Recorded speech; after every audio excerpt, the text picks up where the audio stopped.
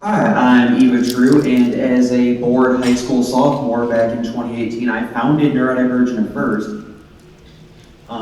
Served as an admin up until 2020, graduated high school. I now serve in an advisory role. I'm also a mentor of FRC Team 461, and I happen to be autistic. Hi, I'm Remy Regal, my pronouns are he, they, and I'm a current NDoF admin. I'm a student of FRC 111 and 112 while staying at +1. I also have ADHD and social communication disorder. So a bit about Neurodivergent at first. Our mission statement is to promote educated awareness and acceptance of neurodivergent people in the FIRST robotics community.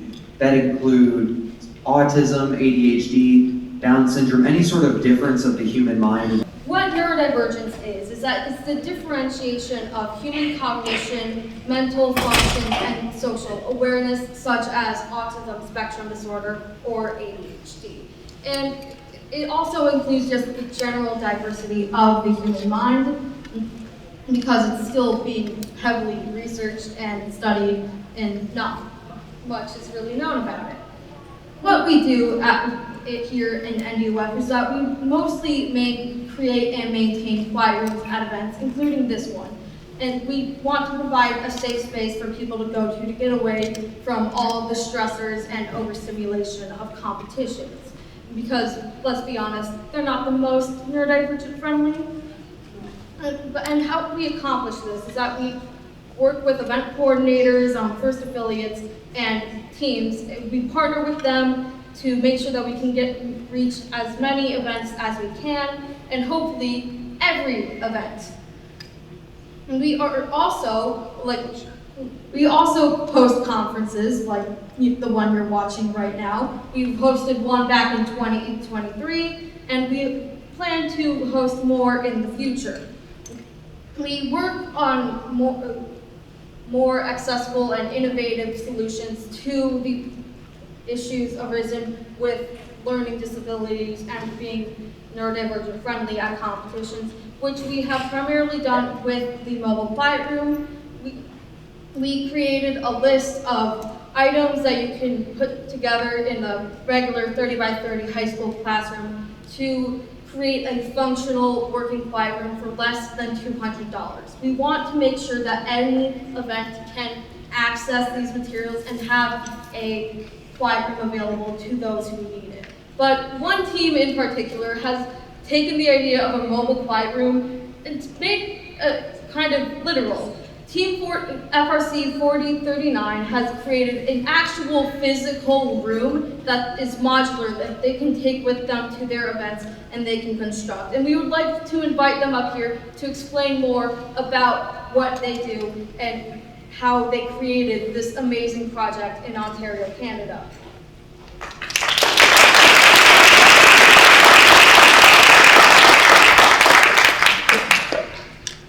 Hello, we are from Team 4039 Makeshift Robotics from Hamilton, Ontario in Canada.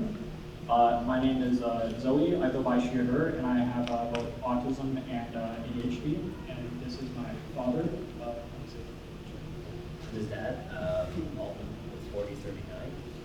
And yeah, we'd just like to share with you how we kind of took our conference meeting with Eva last year at the Worlds and kind of made our own version of the mobile quiet room.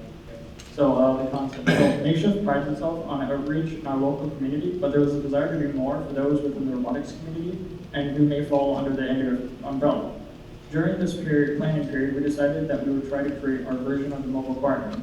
During the planning phase, students and mentors explored different types of lightweight materials that could be used to act as a sound dampening barrier.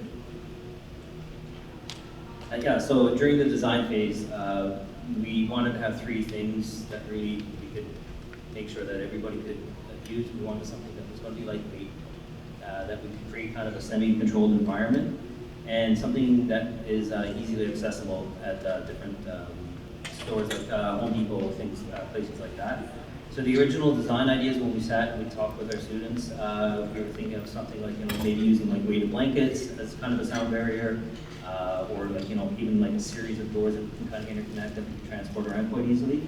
But after much deliberation and exploration on many different ideas, we decided to kind of create our own. And what it consists of is a coroplast outer shell. We have 2 1/3 inch rigid foam. We use some acoustic tiles, and we have a collapsible pop-up tent that we use to kind of secure everything too. So the wall structure, you can kind of see here the X, that represents kind of the inside of the tent when it's fully opened up. And we've actually used the top part of the tent between the tent canopy and that structure to kind of hold it in place. We used 3D printed footings at the base to kind of join some of those together. The weight of the tent actually acts as another level of stability. So once we found that we laid it down, it was very hard to kind of move it, so it gave us that extra point of security. And we used some Velcro inside to hold up LED portions to the top. So the little image on the bottom is kind of just an extra piece that we have with LED lights connected inside. And this is kind of what we came up with, our little version of it. So it consists of 7 panels that might weigh maybe 3 to 4 pounds each, that students have been taking in and out of venues. And we have a double layer cake that kind of also acts as a bit of a sound barrier as well. Inside the choir room, we've placed an inflatable chair. We have a little classical stool that uses as a table, and if somebody needs extra accessibility, they can kind of sit with somebody. We have a remote for the LED lights, and we place some quieter fidget toys inside there as well.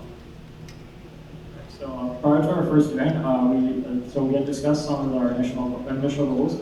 So these include for the room to be used, for the room to be helpful to an individual, and for the room to generate a discussion.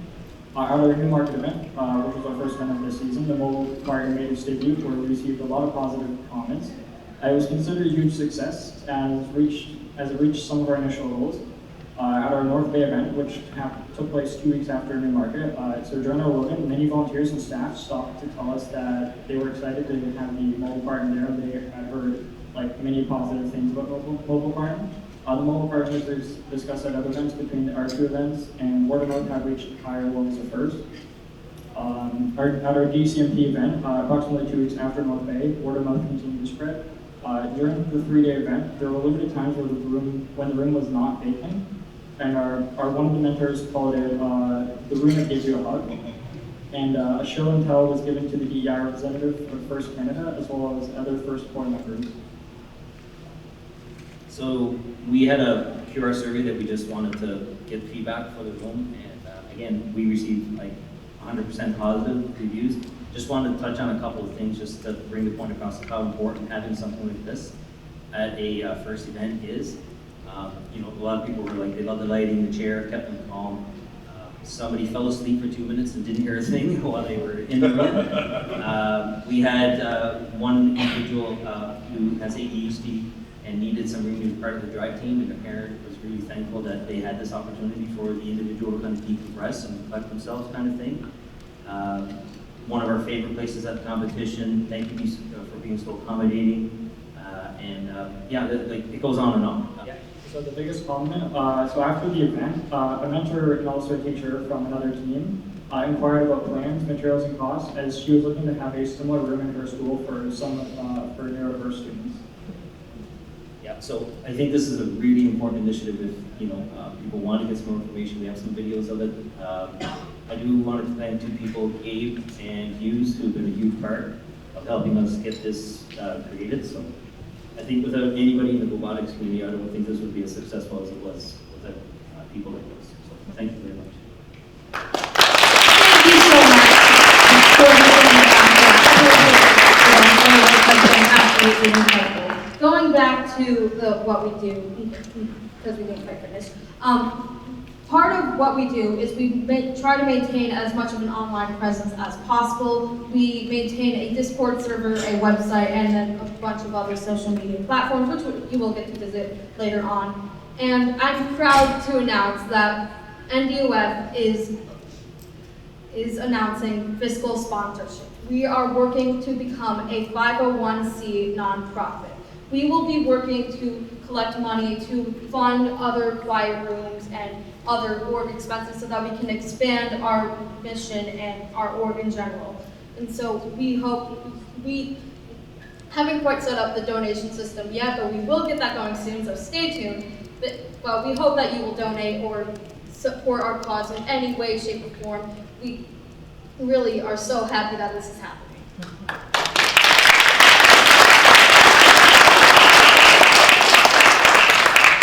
All right, before we go into the main point of this presentation, I'd like to say in Indiana, we didn't trial a self-contained mobile quiet room, but we trialed a quiet room kit that moved around in a tote.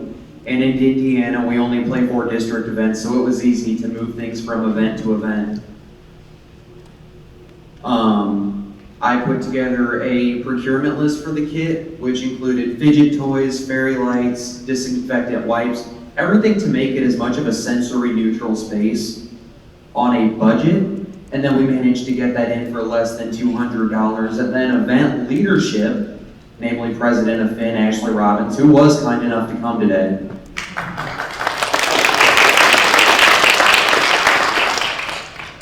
With their help, we were able to make the quiet rooms a much more friendly space, and it was a resounding success, and one on a budget, because not many districts have $2,000 to $4,000 to spend on the self-contained version. So for events that are in a high school, we created that kit to fit with a high school classroom for less than $200.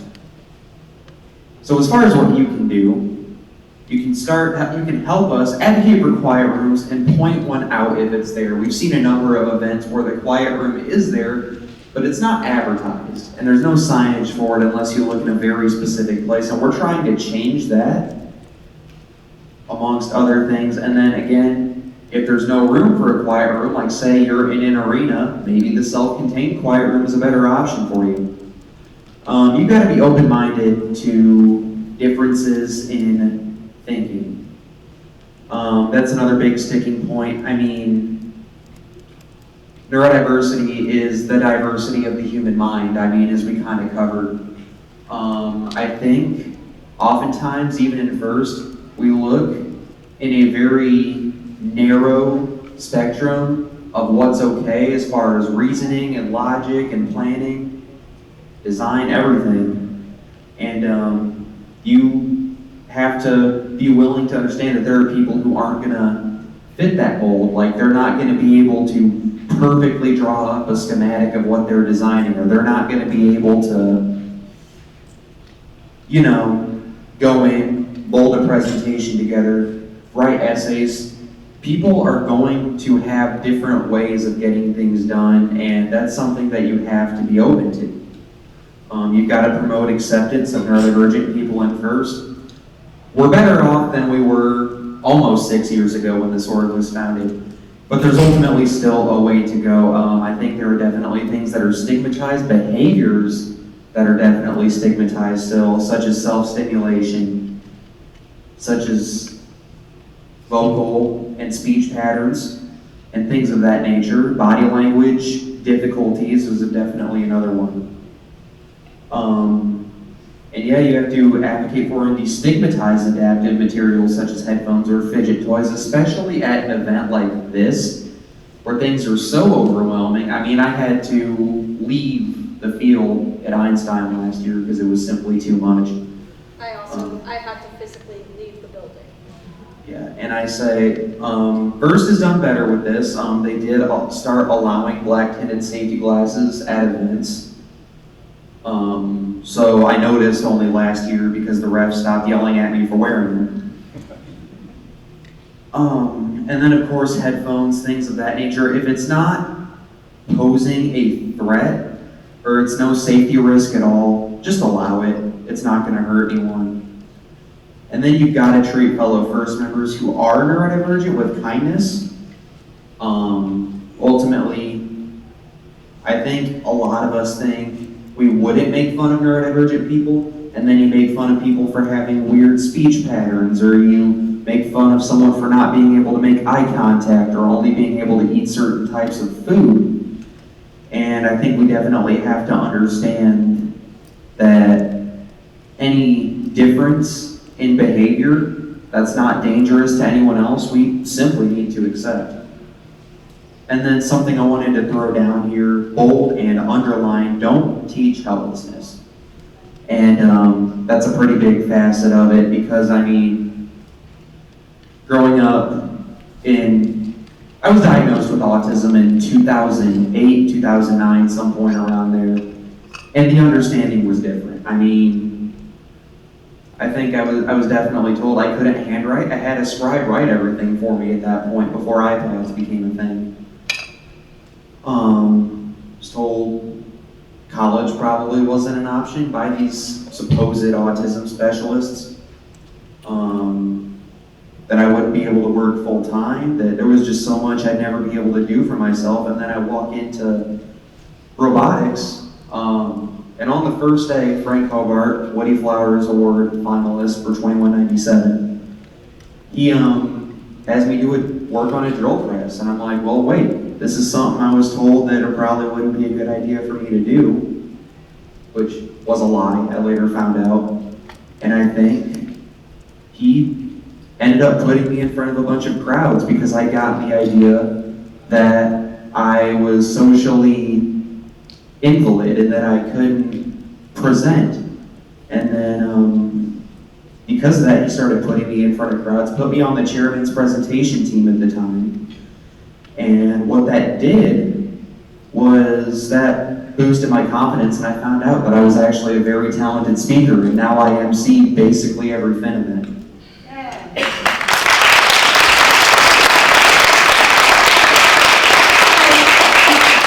What you can do is you can advocate for quieter audio at events. I cannot emphasize this enough. Last year, I usually wear 30 decibel earmuffs at events like this because I just simply cannot handle the audio and just the loud atmosphere. At Einstein, I was still overwhelmed and having a panic attack, and I had to physically leave the building in order to calm down because the lighting wasn't available at that time. We need quieter audio and less strobe lighting and a less overwhelming atmosphere because, let's be honest, the competition is stressful enough.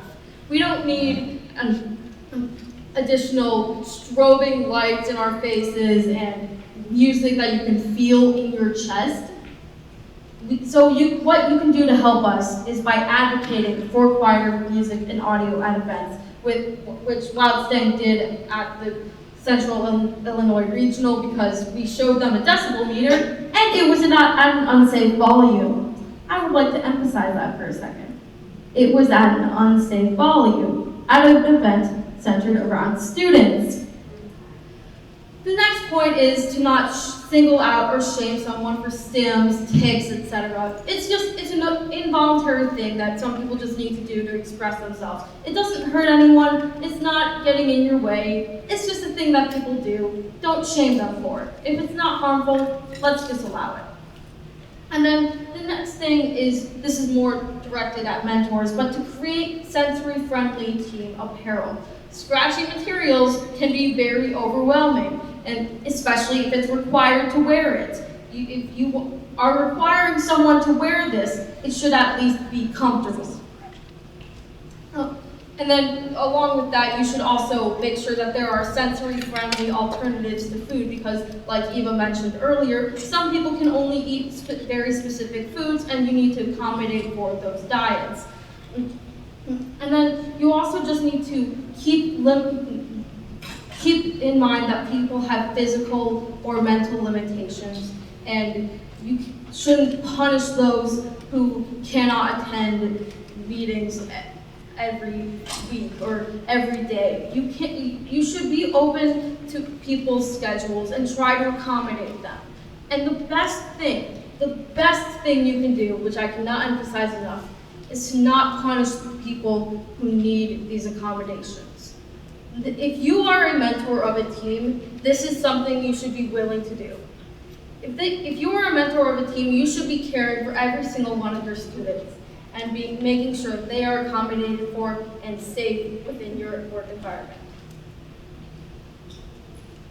I would like to thank our partner teams. I won't read off the list because there's 16 of them, but which from last year we had 7. So can we just take a moment to appreciate the wonderful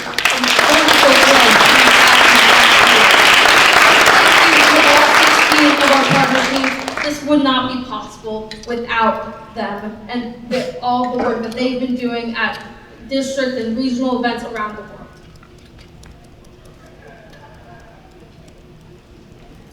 And really quick, a special thank you to 3 teams here. First of all, our presenting partners who made all of this possible, FRC teams 111 and 112, Wild Staying and +1.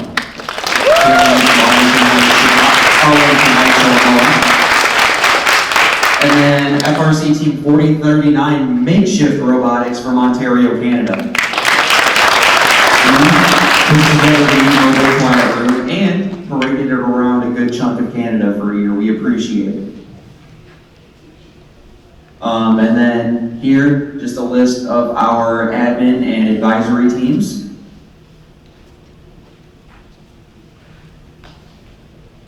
And then a quick list off of the rest of our staff, just having their names up here, getting recognized. We had a team small enough that we could do read-offs last year. We can't get away with that this year, so I guess that's a sign of progress. All right, now we're off to the Q&A. It's a little shorter than we planned due to technical difficulties.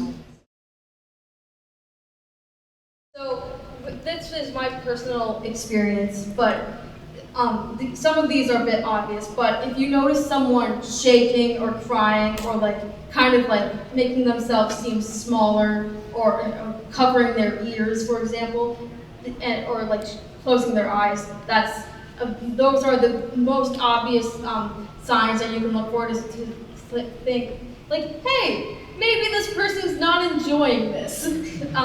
That's just been my personal experience. Of course, I don't speak for every neurodivergent person, but that's just what I've experienced in the past, and those are the signs you can look out for that I experienced. And Eva, do you have any differences? It doesn't always have to be overt like that. Like if someone becomes more withdrawn or, maybe starts making some mental errors they wouldn't make normally because of being overstimulated, things like that. Like if you're able to pick up on the subtext that someone's just not themselves, that would also be a good time to pull someone aside and ask them what they need. So there's an application, we accept almost anyone, but we will, if you scan this QR code, it will bring you to our link tree, where a few things will bring you to our website and our other socials, where you can it will direct you right to the partner team page and the application there. There's also the representative application if you just want to individually represent us, but that's how you would do it. I can do the positive thing. I'm going to do a bit of shilling for 111 here, so don't mind me. But Wild Staying has great apparel. It's nice, it's soft, it's comfortable, it's great, and the t-shirts are required, but hoodies and stuff are optional, but the required apparel is great. It's the fabric. Yeah, the fabric. Yeah, I got you. And then Eva can... I'm also going to do some minor shilling for 461 here. We also have fantastic comp day apparel. It's easy to see our kids. They're dressed as highlighters, first of all. It's the neon yellow. Yeah. But those are super comfortable. They're not scratchy. They don't catch on you. They're breathable, very breathable. Stuff like that. Stuff that would be comfortable for everyone definitely counts as sensory friendly most of the time. If someone else has a separate concern, you should encourage them to, bring that up privately if they're comfortable. We've looked at it in the past, and it's something we've tried to do a couple of times. It's definitely something we're looking to get back to. It's largely dependent on who, but that wouldn't be a bad idea, yeah. You said they're within first? Not within part, not necessarily I'll talk to you later. Yeah, feel free to just stop by if you want to talk to us. We might not have the most time, but if you want to just talk to us individually, feel free. I'll be around the kids dressed as highlighters.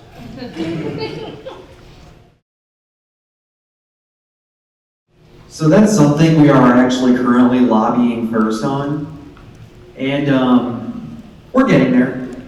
Ultimately, these things have to be built from the ground up, and a lot of our strategy at the start was lobbying the occasional email at the top brass. I mean, not quite calling DECA and saying, hey, put Dean Kamen on the phone, but we were almost there. We should. I think definitely starting with district leadership, we've had great success in Finn working with the outgoing president and the current president. And then I think 4039 Makeshift has a lot to say about how well they've done working with First Ontario leadership. I'm going to have to admit, that's the first time I've heard that concern brought up, but it is valid. That is something that we need to be ready for. I think ultimately that might just have to show a respect. You have a comment? Yeah, for us in experience with 39, having the mobile quiet room was within the quiet room. And what happened is fidget spinners, a lot of this stuff was in the quiet room outside, but the mobile quiet room was really sound dampening and really space. So having something within for us, it worked pretty well. Yeah, it was like quiet room inside, quiet. So it was an extra layer. So individuals who needed that moment to kind of go there, and it's private as well. So you're not worried about, if you feel too overstimulated, somebody kind of who may not be neurodivergent that's just there to chill out for a bit. You have that level of privacy. So we found that to be one of the biggest things that people really enjoyed having that. So it wasn't taken away from the others, but it gave them just that like an extra little space to kind of decompress.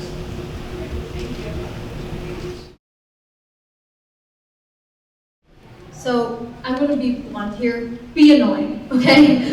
Bring it up as much as you can. Push for it. Let people know that this is an issue that needs to be solved, because like I've seen this round of this cycle where people with disabilities and like, learning or physical are just underrepresented, and then people don't think that they exist, and so therefore they don't know that they have that there are problems, and therefore the problems don't get solved, so that people with disabilities are become underrepresented, and then it's just this horrible cycle that keeps on going. So you just need to put a stop to that cycle. And you just need to go for it and say, hey, there are people who need this. And then just like, you can show them, you can use an example with 4039's quiet room and say how many people have used it and how much of a success it was. Just bring it up and push for it. That's really all you can do at this point. And the next thing I can say is just to start with small leadership. Like what Eva said, don't go straight to Dean Kamen. But just try to start with small leadership and just work up locally. But yeah, that's what all I. And we have time for like one more question.